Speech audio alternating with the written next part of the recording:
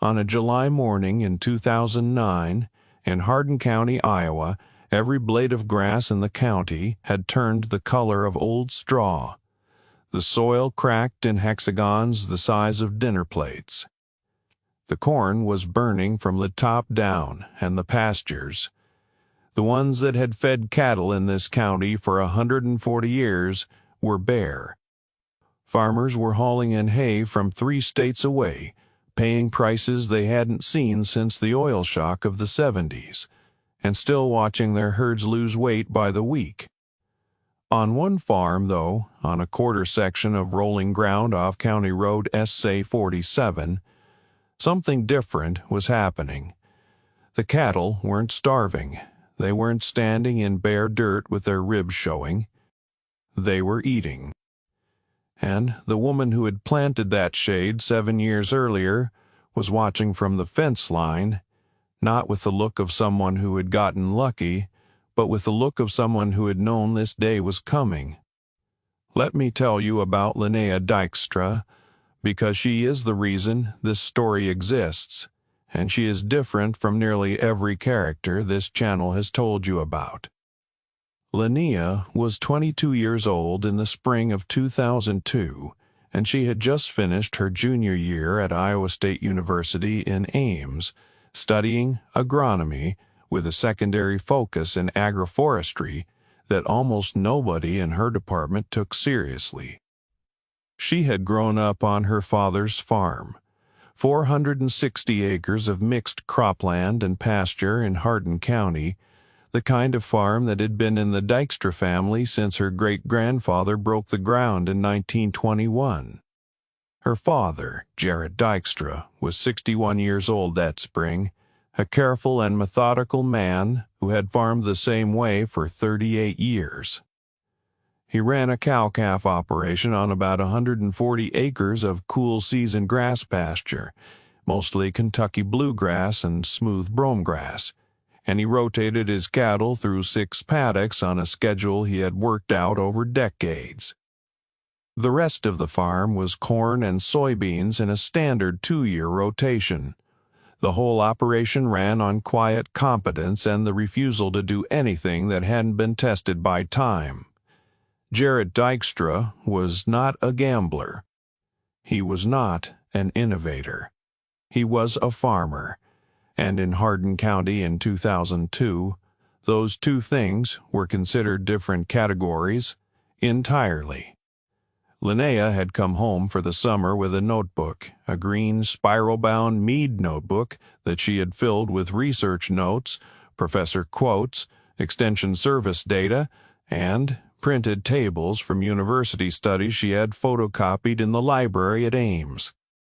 She had been working with a professor named Dr. Paul Weston, who ran a small agroforestry research plot on the south edge of campus and who had spent 20 years studying the integration of trees and shrubs into livestock systems.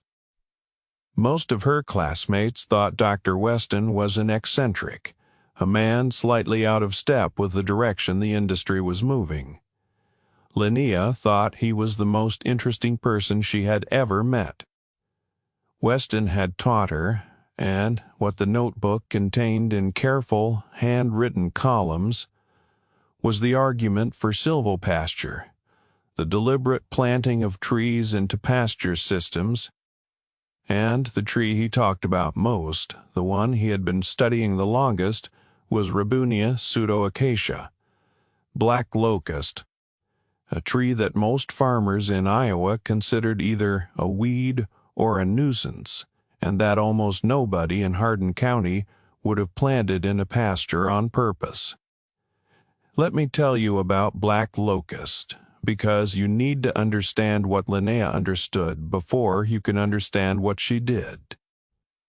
Black locust is native to the Appalachian Mountains, but it has naturalized across most of the eastern and central United States, and it is one of the fastest-growing hardwood trees in North America. A black locust seedling planted in good soil will reach 15 feet in 3 years. In 10 years, it can be 40 feet tall with a canopy spread of 25 feet.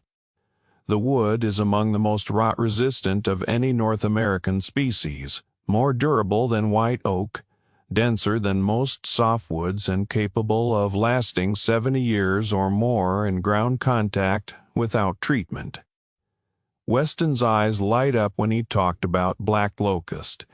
The thing that Linnea had written in the front cover of her green notebook in capital letters was this: Black locust is a nitrogen-fixing legume. Its root system hosts bacteria, rhizobium bacteria that pull nitrogen directly from the atmosphere and deposit it in the soil. A mature black locust stand can fix between 50 and 100 pounds of nitrogen per acre per year. That is roughly equivalent to a full application of commercial fertilizer, delivered for free every year, indefinitely, by the tree itself.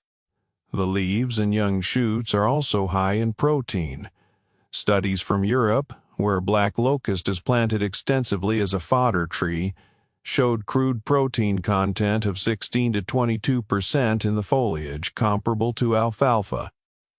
The tree leaves out in late spring and holds its leaves until hard frost. It casts a dappled, open shade that allows grass to grow beneath it. And it is drought-tolerant in a way that cool-season grasses simply are not, because its roots go down 8, 10, 12 feet into the subsoil, where moisture persists long after the surface is dried out. Linnea had drawn a map in the back of her notebook. It was a rough sketch of her father's pasture ground, and she had marked it with circles showing where she wanted to plant trees.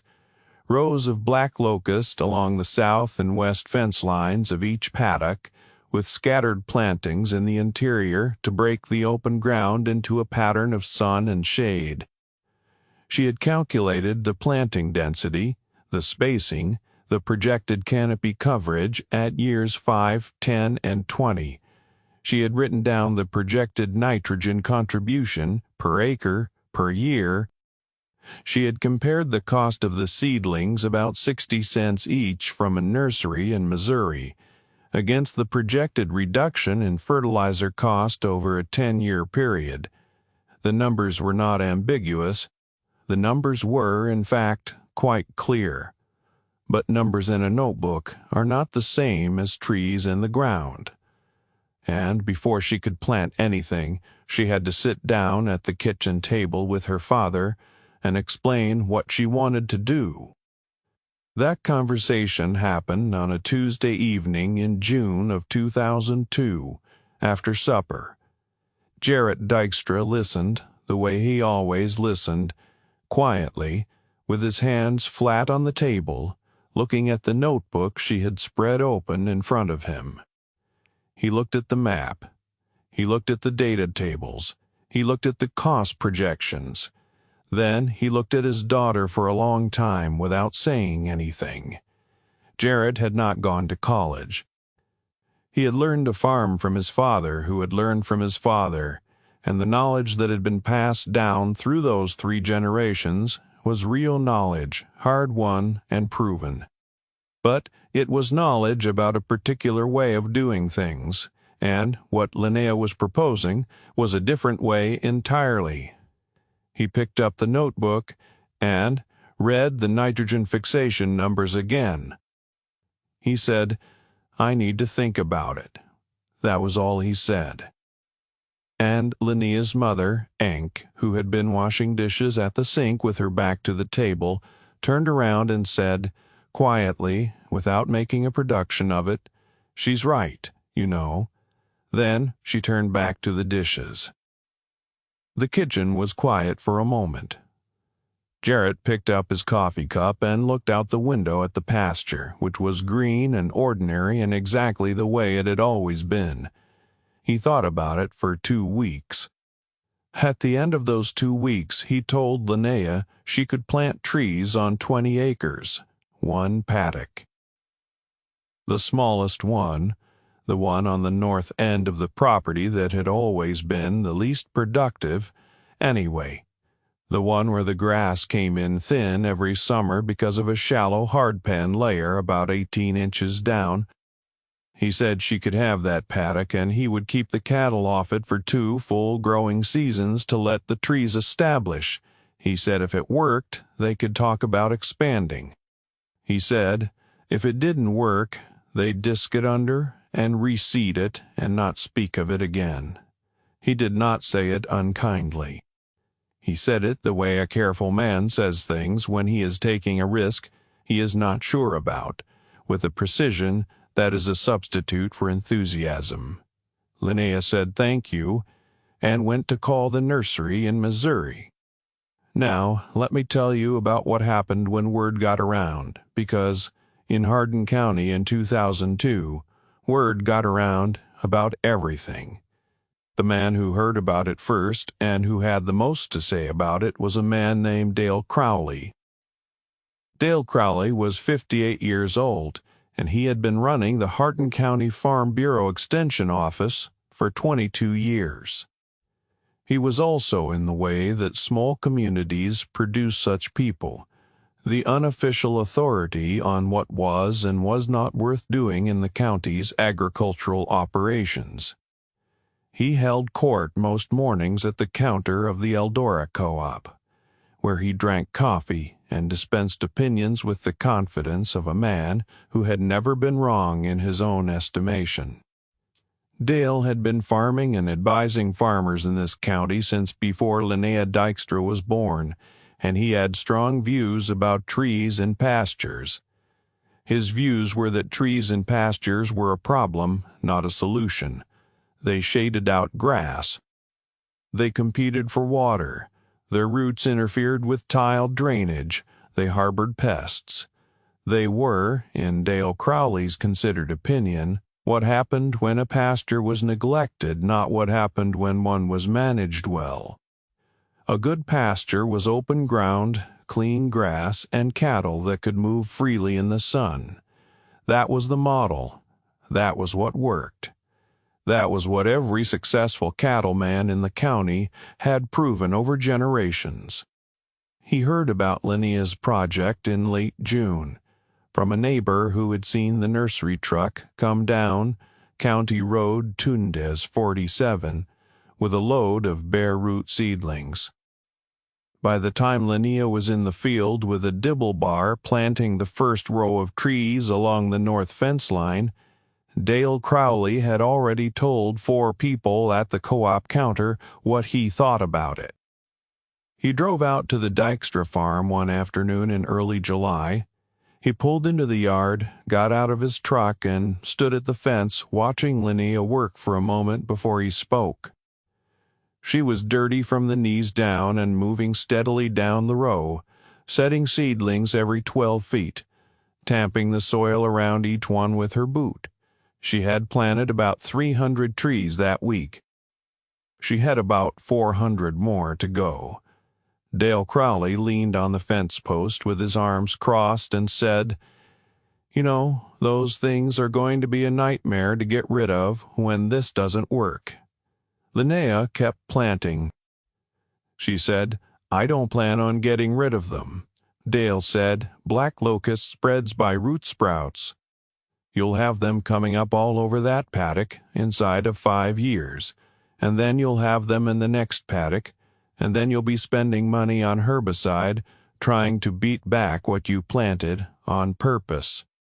He said it pleasantly, the way a man says something he considers a kindness, a warning delivered before the mistake becomes irreversible. He said, "I've seen this kind of thing before. Young people come back from school with ideas that look good on paper." He paused. Paper doesn't have to grow in Iowa clay.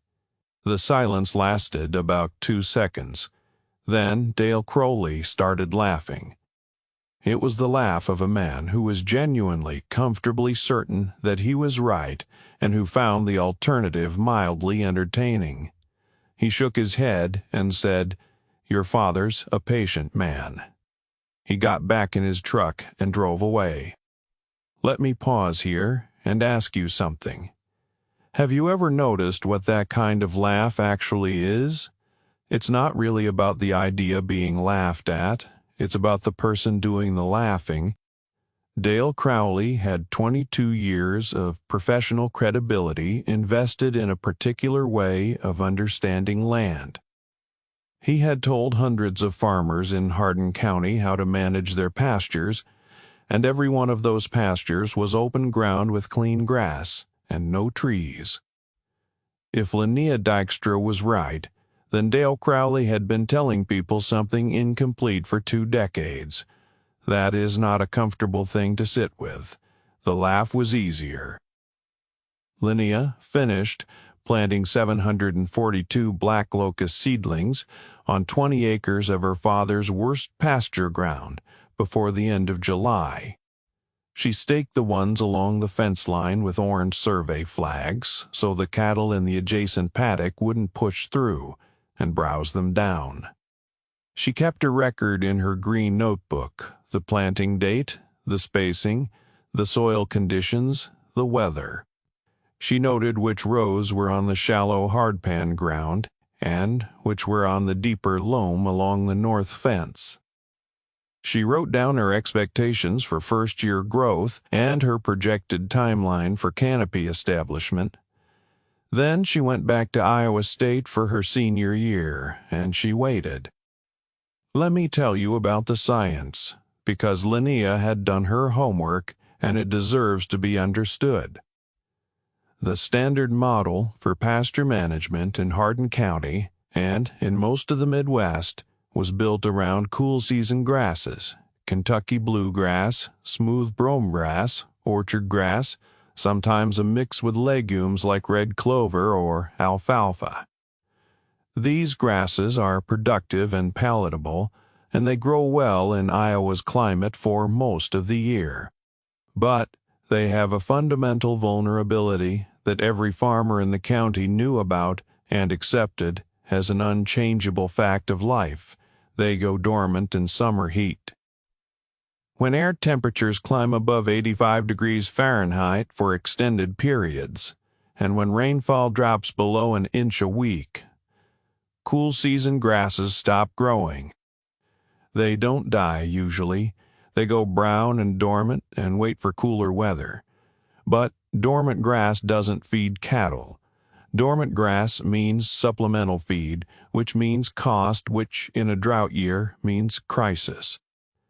In a bad summer, a cow-calf operation running on cool season grass can burn through a winter's worth of hay reserves in 8 weeks.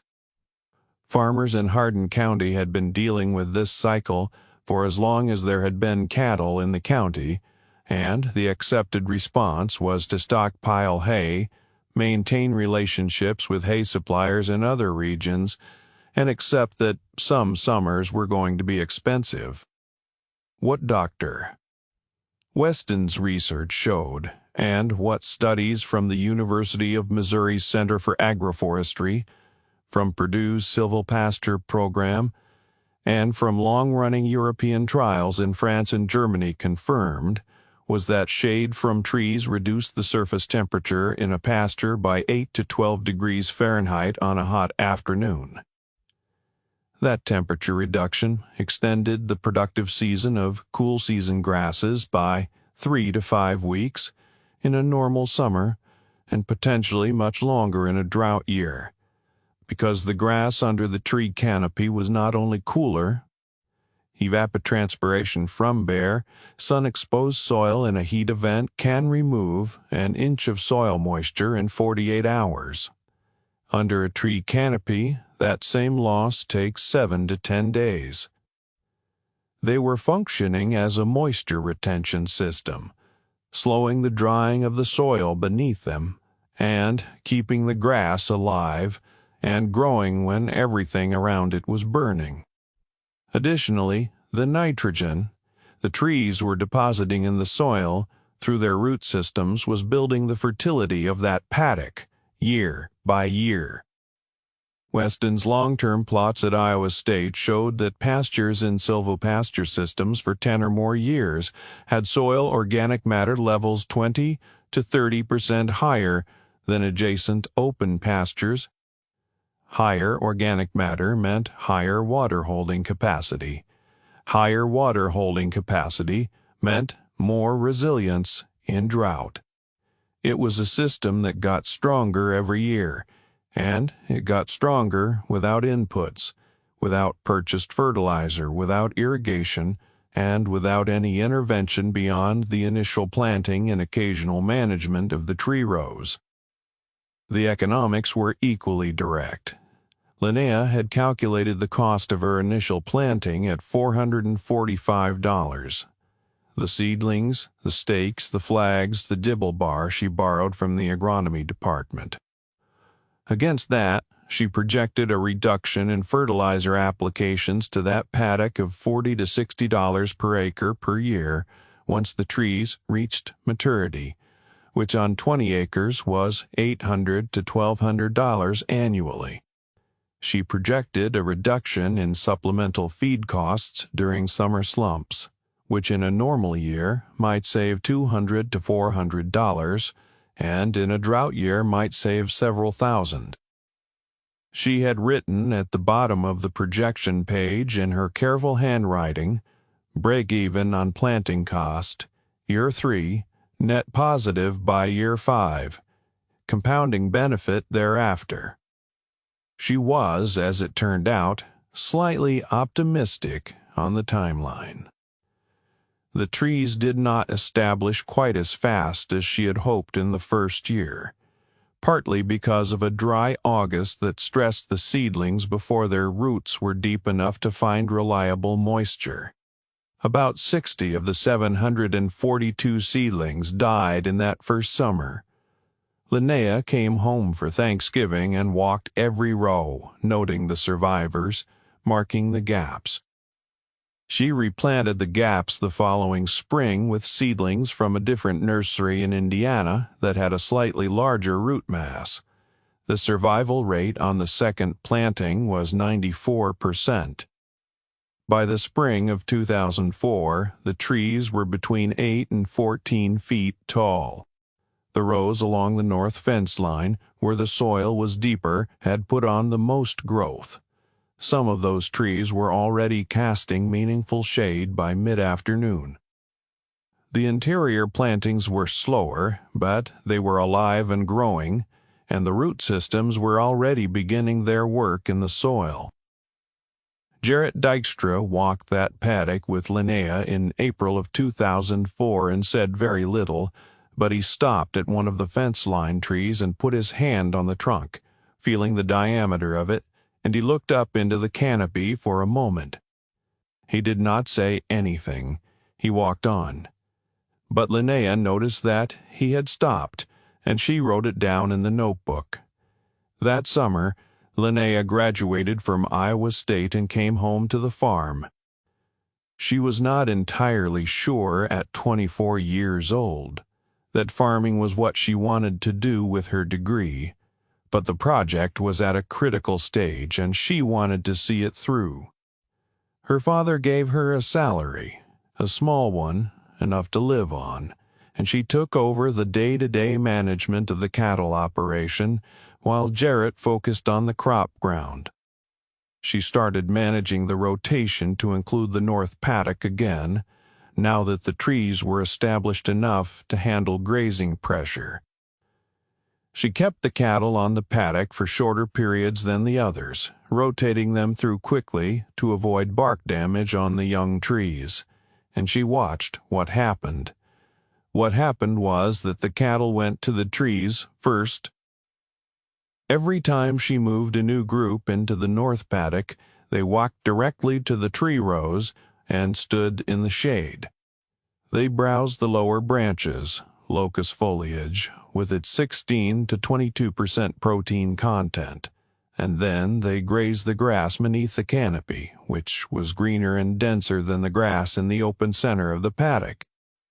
Linnea recorded the grazing patterns in her notebook.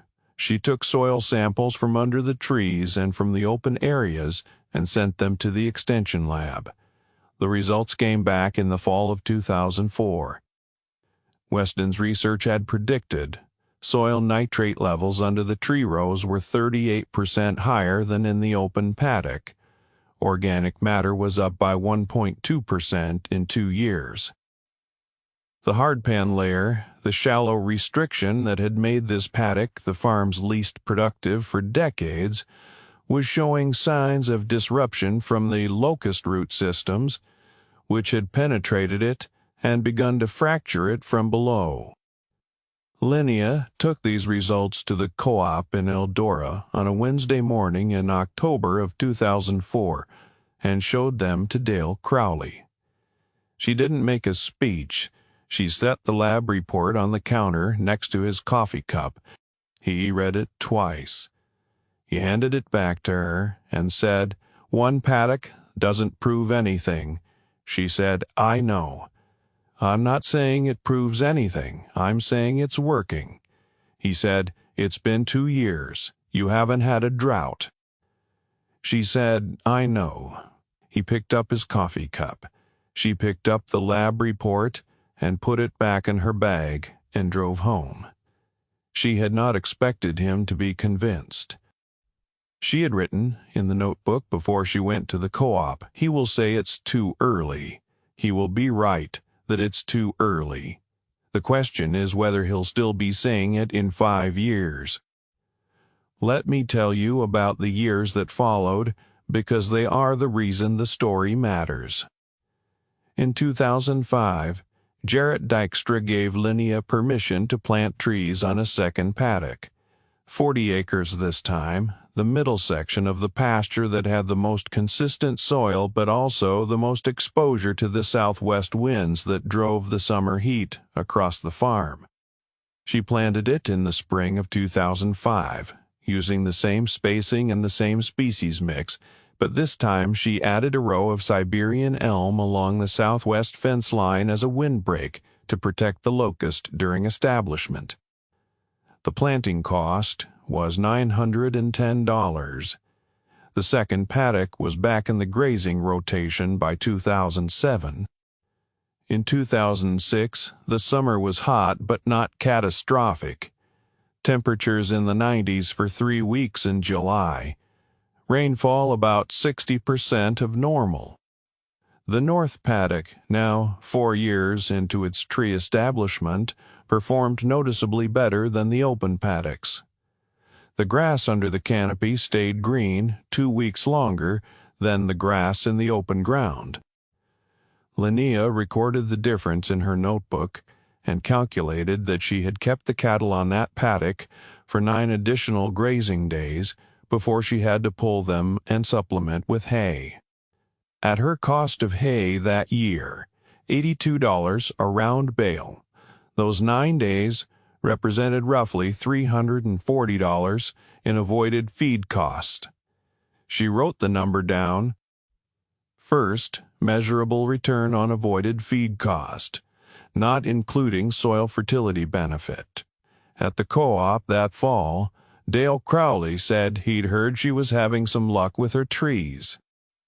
He said it the way a man says something he's been told to acknowledge, but hasn't entirely accepted. Linnea said it wasn't luck. He smiled and changed the subject.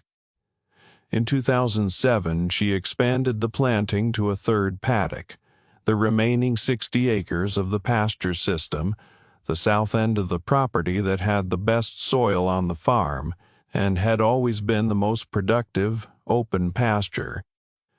Garrett had been reluctant about this one. The south paddock was his best ground, and the idea of putting trees on his best ground felt like a risk he hadn't fully reasoned through.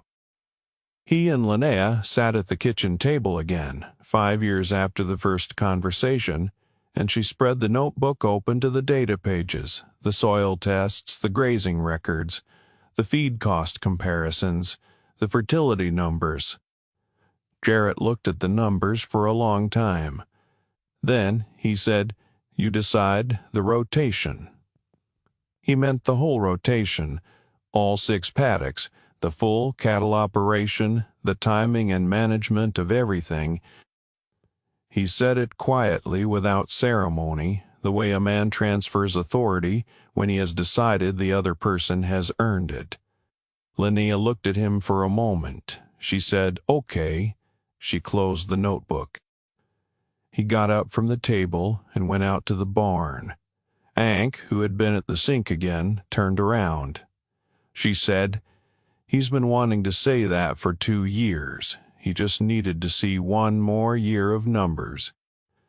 The south paddock was planted in the spring of 2007, 790 seedlings, at a cost of $474.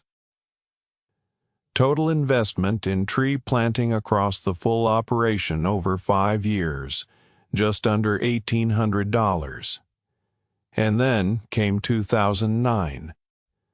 Let me tell you about the summer of 2009 in Harlan County, Iowa, because it was the summer that answered every question that had been left open, and it answered them in a way that left no room for interpretation.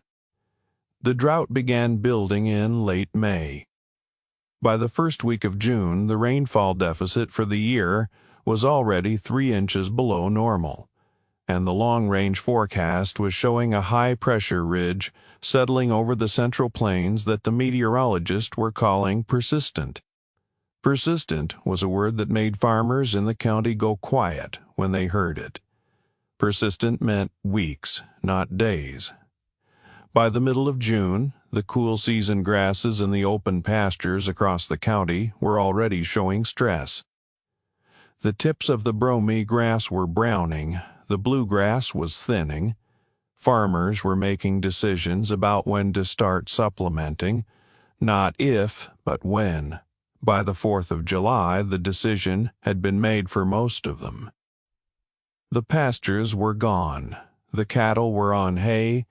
The hay situation was bad. The first cutting had been light because of the dry spring, and the second cutting was not going to happen at all if the drought continued. Hay from Nebraska was running $112 a bale. Hay from Missouri was $108. There were rumors of hay coming in from as far as South Dakota, but the transportation cost made it nearly prohibitive. Farmers were doing the math on their herds, and some of them were coming to conclusions they didn't want to come to. Selling cows they had spent years breeding up, liquidating breeding stock at depressed prices, because the alternative was watching them lose condition through August and September and hoping for rain that wasn't coming. On the Dykstra farm, Linnea was doing different math. The north paddock, now 7 years into its tree establishment, the rows of black locust along the fence lines had reached 30 to 35 feet in height, and their crowns had spread to create long corridors of dappled shade across the paddock. The grass beneath the trees, a mix of the original brome grass and a volunteer stand of orchard grass that had come in on its own under the canopy, was green. Not the desperate, hanging-on green of grass that is barely surviving, but genuinely, substantively green. Growing, the cattle in that paddock were grazing. They were also browsing the lower branches of the locust trees, reaching up to pull the compound leaves down, getting the protein hit from the foliage that Linnea had been tracking since 2004. The soil under the canopy was moist 6 inches down. Linnea pushed a soil probe into the ground in the open center of the paddock, where the canopy hadn't reached yet, and the probe stopped at 4 inches. The ground under the trees was alive. She kept a grazing log that summer with a specificity she had not used in previous years because she understood that 2009 was the year the data would mean something to people who had not been willing to listen before. She recorded the date each group of cattle entered each paddock, the number of animals, the body condition score on entry and exit, the number of grazing days before the paddock was rested, and the amount of supplemental hay fed. The numbers she compiled by the end of August were these: The 3 paddocks with established tree systems had provided a combined total of 87 additional grazing days compared to the farm's historical average for the same period in a drought year, based on records her father had kept going back to 1978. The supplemental hay fed on the Dykstra farm that summer was 11 round bales. The neighboring farm to the east, similar acreage, similar herd size, open pasture system, fed 63 bales. At $110 a bale, the blended average of what hay cost in Hardin County that summer, the Dykstra farm spent $1,210 on supplemental feed. The neighboring farm spent $6,930.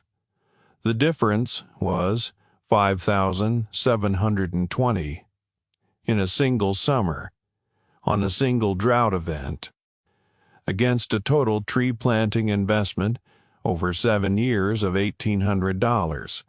Linnea wrote the numbers in the notebook in a column, the way she always did, and then she sat at the kitchen table and looked at them for a while.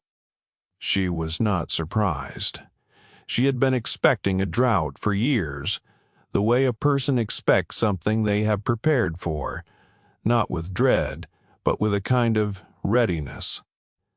She was 30 years old, and she had spent 8 years building something that most people in the county had considered unnecessary at best and foolish at worst, and now the thing she had built had done exactly what she had said it would do. She closed the notebook.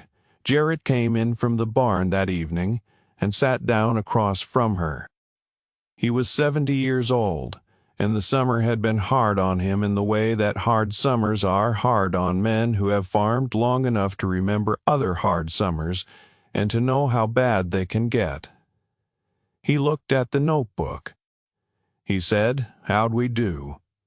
Linnea turned it around so he could read the column of numbers. He read them. He was quiet for a moment. He said, "You were right." He said it plainly, without qualification, the way a man says something he has been working his way toward for 8 years and has finally arrived at. Linnea said, "I know." She said it without triumph, without edge. She said it the way you say something that is simply true. He nodded. He got up and went to the refrigerator and got out 2 bottles of beer and set one in front of her.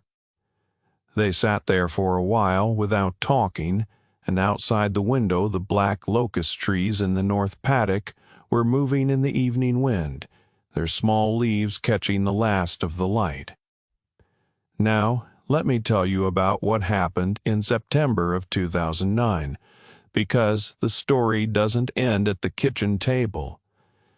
Dale Crowley's truck came down County Road S47 on a Thursday morning in the middle of September.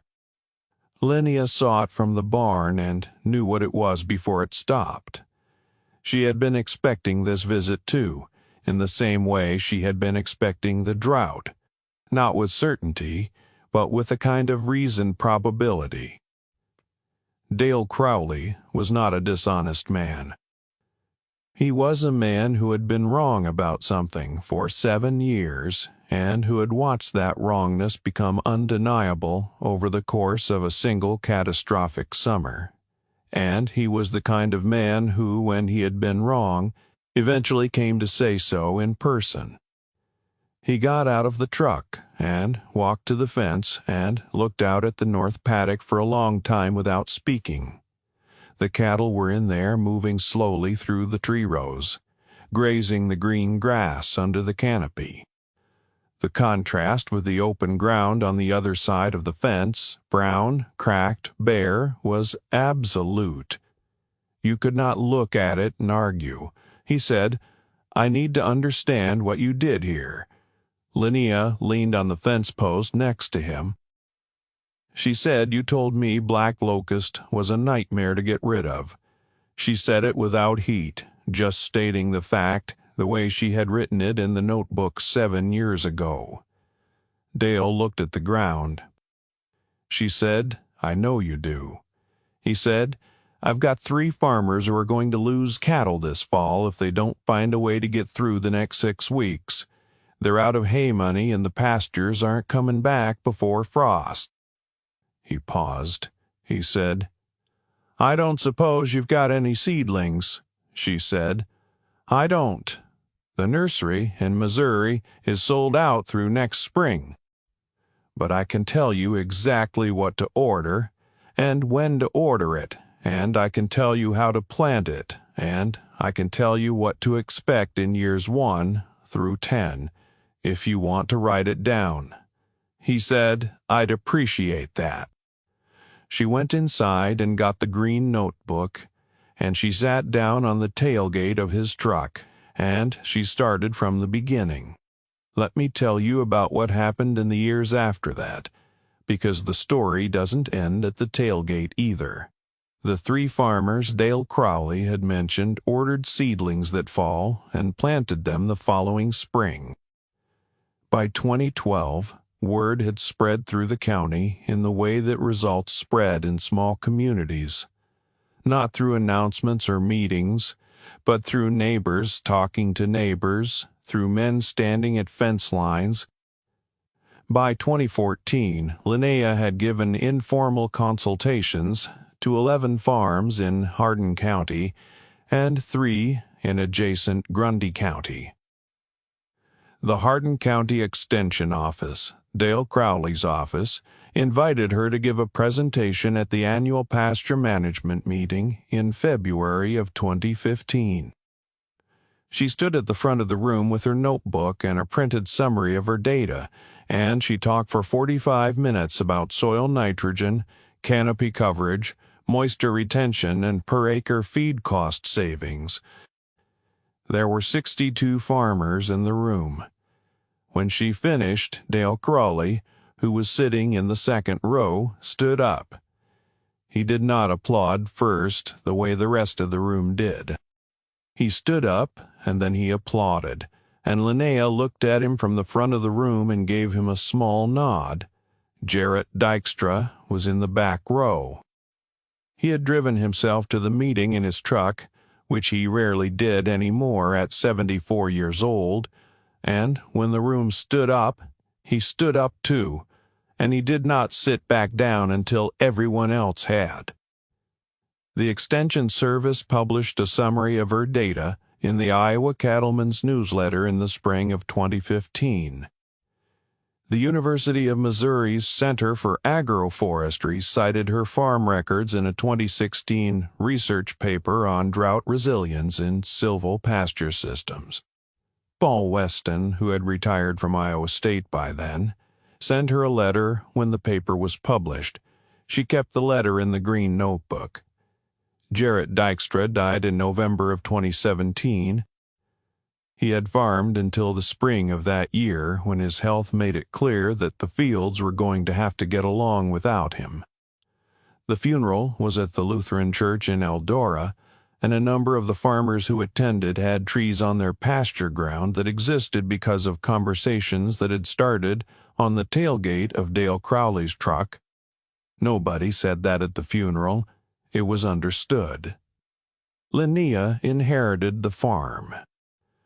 She was 37 years old, and she had been running it for 13 years, and the transition was less a transfer of ownership than an acknowledgement of a fact that had been true for a long time.